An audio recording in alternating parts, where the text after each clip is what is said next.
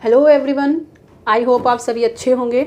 तो कल है 12 दिसंबर और कल का डे ईटीटी 5994 कैंडिडेट के लिए बहुत ही इम्पोर्टेंट है। जैसा कि आपको पता है, कल ईटीटी 5994 कैंडिडेट की जो कोर्ट केस जो चल रहा है उसकी सुनवाई है। देखिए, जिनको नहीं पता उनको मैं थोड़ा सा बता देती हूँ कि क्या पूरा मैटर है, किस तरह से ये केस चल रहा है। जब पहली बार जब केस फाइल किया गया था, जब उस टाइम सिर्फ एक सिंपल सा ही मैटर था कि पंजाबी पेपर ए में रिजर्व कैटेगरी को रिजर्वेशन दिया जाए। पर जैसा कि आपको पता है कि डिपार्टमेंट ने आज तक अच्छे से ईटीटी 5994 के जो कोर्ट केसेस हैं उनकी अच्छे से पैरवी नहीं की, और उसी का नतीजा ये रहा कि ये सिंपल सा केस इतना ज़्यादा कॉम्प्लेक्स बना दिया गया कि आज की डेट में सुप्रीम कोर्ट तक ये केस चला गया है कि सुप्रीम कोर्ट का जो फैसला आएगा उसी के बिहाफ पे ईटीटी 5994 का जो कोर्ट केस है उसका डिसीजन लिया जाएगा। देखिए, ये वैसे तो काफ़ी पूरा एक डिटेल पूरा मुद्दा है, काफ़ी बड़ी इस पर वीडियो बन जाएगी अगर मैं आज आपको इस वीडियो में ये सब बताने चलूँ, क्योंकि इसके रिगार्डिंग देखिए मैंने पहले वीडियो शेयर की हुई है। तो अगर आपने अभी तक वो वीडियो नहीं देखी है तो वो वीडियो ज़रूर देखिएगा। आपको नीचे डिस्क्रिप्शन बॉक्स में भी और इस वीडियो के ख़त्म होने के बाद एंड में भी आपको उस वीडियो का लिंक मिल जाएगा, जिसमें मैंने काफ़ी डिटेल से बताया है कि क्या पूरा ये मैटर है। तो देखिए, बात आती है कि इस छोटे से केस को इतना कॉम्प्लेक्स बना दिया गया कि जिन्होंने ये केस फाइल किया था, आई थिंक उनको भी ये उम्मीद नहीं थी कि इस तरह से ये केस इतना लंबा चल जाएगा। इसकी वजह से इतनी ज़्यादा कॉम्प्लिसिटी आ जाएगी रिक्रूटमेंट में, क्योंकि सरकार की तरफ से तो कभी भी अच्छे से ईटीटी 5994 के किसी भी केस की मैं कह सकती हूँ कि अच्छे से पैरवी नहीं की गई।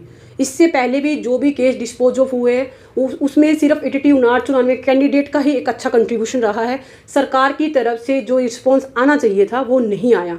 और इसी का देखिए एक लेटेस्ट एग्जाम्पल अभी का ही है।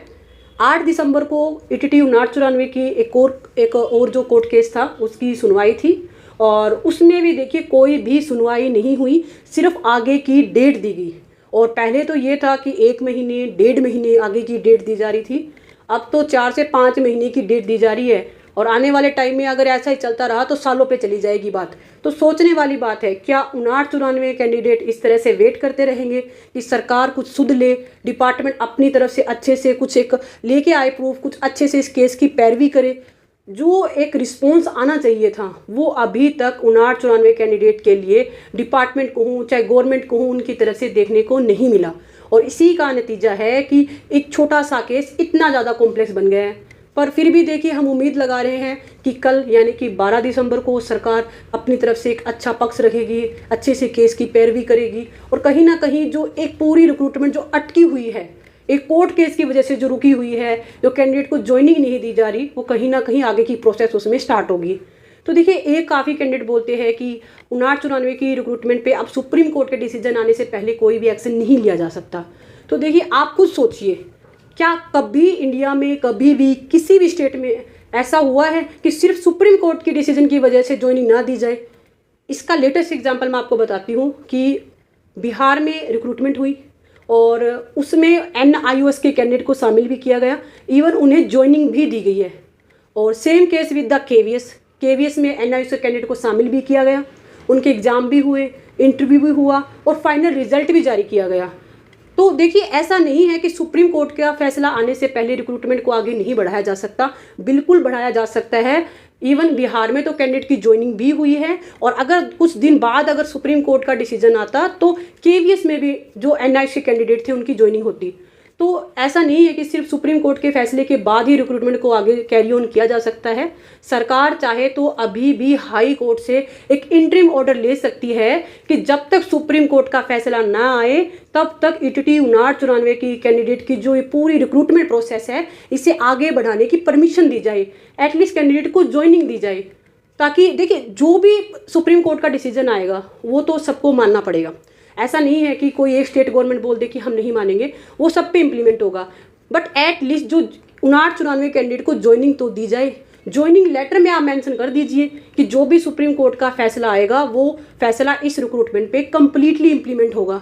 और ऐसा नहीं है कि इससे पहले कभी पंजाब में ऐसा हुआ नहीं। आप छांट पैंती उठा के देख लीजिए, उनके ज्वाइनिंग लेटर में देख लीजिए, ये चीज़ें क्लियरली मेंशन होती है ज्वाइनिंग लेटर में कि जो भी फैसला आएगा वो फैसला कंप्लीटली इम्प्लीमेंट होगा रिक्रूटमेंट के ऊपर। तो एटलीस्ट एक जो पूरी प्रोसेस है वो तो स्टार्ट हो पाए।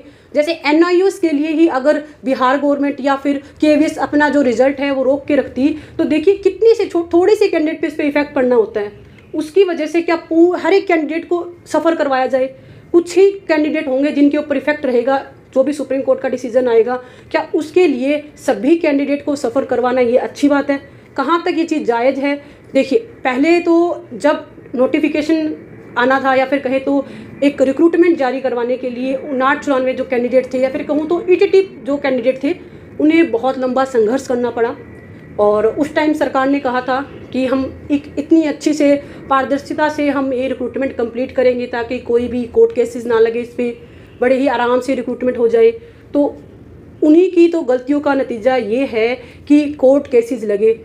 क्या उन्हें जब पता था कि पंजाबी पेपर हम लेंगे इस तरह से, तो वो जो पहले का जो नोटिफिकेशन था उसे कैंसिल करके अगर नेक्स्ट डे ही दोबारा से नोटिफिकेशन जारी कर देते, तो आज जो ये नौबत 59-94 कैंडिडेट देख रहे हैं ये नहीं आती, कोई भी इफेक्ट नहीं होता। अब तक हम सब स्कूल में एज ए टीचर ज्वाइन कर चुके होते, पर सरकार की गलतियों की वजह से आज हम सब सफ़र कर रहे हैं। ETT 59-94 कैंडिडेट इतने ज़्यादा डिमोटिवेट या फिर कहे तो निराशा देख रहे हैं इस टाइम कि किसी ने सोचा नहीं था।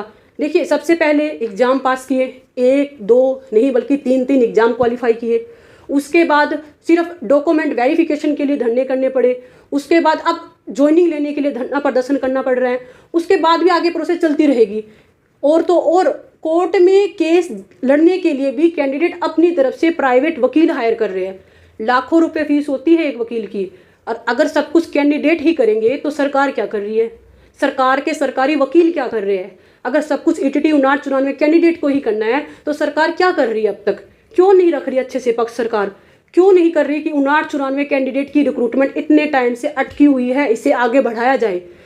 देखिए, अभी भी है टाइम, चलो जो भी पीछे हुआ जैसे भी हुआ, पर एटलीस्ट अब तो सुधले। अब तो एटलीस्ट ETT 59-94 कैंडिडेट के बारे में सोचे सरकार। देखिए, ये सिर्फ 59-94 कैंडिडेट नहीं है, एक एक कैंडिडेट के साथ उसकी फैमिली के 4 से 5 मेंबर इसके ऊपर डिपेंड है। तो आज कहीं ना कहीं कह सकती हूँ कि आज हमारा एग्ज़ाम है, तो मान के चलिए सरकार अगले साल आपको भी एग्ज़ाम देना है। जिस तरह से हम लोग सफ़र कर रहे हैं सिर्फ एक रिक्रूटमेंट को कंप्लीट करवाने के लिए, इसका खामियाजा आने वाले इलेक्शनों में आपको भी भुगतना पड़ सकता है। पर प्लीज़ मेरी फिर भी रिक्वेस्ट है, रिक्रूटमेंट को कंप्लीट करने के लिए जो एक अच्छे तरीके से जो पक्ष रखा जा सकता है वो रखिए, ताकि 59-94 कैंडिडेट को ज्वाइनिंग मिल सके। सिर्फ 1 या 2 की नहीं, ये 59-94 कैंडिडेट हैं, जो अपने आप में एक बहुत बड़ा नंबर है। फिर भी देखिए, उम्मीद तो कर रहे हैं कि कल कुछ सरकार अपनी तरफ से एक अच्छा पक्ष रखेगी। जो एक उम्मीद है कि रिक्रूटमेंट जल्द से जल्द पूरी होगी, कैंडिडेट को ज्वाइनिंग मिलेगी, वो सब कहीं ना कहीं सरकार की तरफ से कल एक अच्छा पॉजिटिव एक व्यू पॉइंट देखने को मिलेगा और एक अच्छी न्यूज़ हम सबको देखने को सुनने को मिलेगी। बाकी आपका क्या मानना है कि जो मैंने आपके साथ व्यू पॉइंट शेयर किए हैं, आप कहाँ तक उससे सहमत हो? अगर आपके भी कुछ है कि नहीं सरकार ने यहाँ गलतियाँ की है, या फिर सरकार ने अब तक जो किया है वो सही है गलत है, जो भी आपके व्यू पॉइंट है वो आप कमेंट बॉक्स में ज़रूर कमेंट करके शेयर कीजिएगा। और ये वीडियो ज़्यादा से ज़्यादा शेयर कीजिए, ताकि किसी ना किसी सरकारी नुमाइंदे तक ये वीडियो पहुँचे, ताकि उन्हें पता चले कि 59-94 के कैंडिडेट इस टाइम क्या फील कर रहे हैं, किस तरह की एक बुरे टाइम फेज से इस टाइम 59-94 कैंडिडेट गुजर रहा है। बाकी आपके जो भी व्यू पॉइंट हैं वो भी कमेंट बॉक्स में ज़रूर कमेंट कीजिएगा। Wish you all the best. Thank you.